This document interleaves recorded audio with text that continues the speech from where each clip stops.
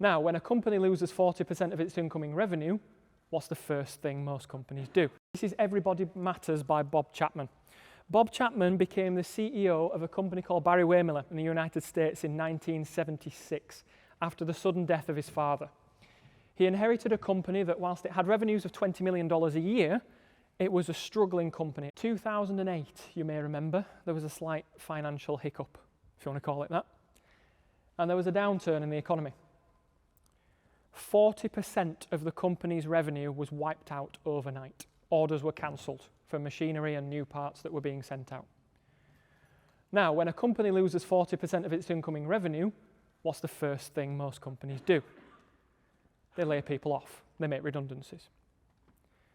Now, Bob Chapman's leadership was suddenly called into question because his mantra was, we create a culture where we treat each other like a family, and we look after each other, and we care for each other, and we share the burden.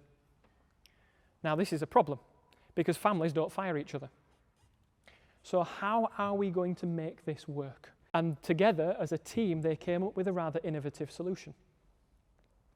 They came up with a furlough system long before the word furlough became popular in COVID of 2020. In 2008, they came up with a furlough system. What they also said was, we need to save 12% of our staffing costs. Now, we're not going to do that by firing 12% of our staff because they're a very big workforce. What they said was, we are going to invite you to take on as much voluntary furlough, unpaid leave as you can. And through doing that, if you take some unpaid leave, we'll be able to make this work.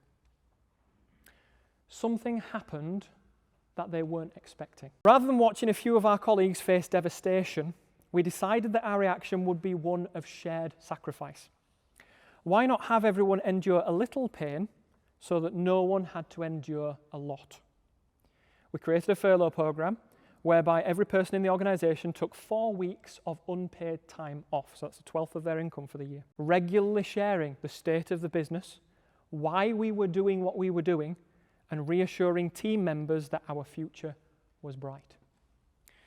The reaction was extraordinary. Some team members offered to take double furlough, stepping up to take the time for their co-workers who couldn't afford to take the loss of pay. Our business emerged from the downturn well ahead of the curve,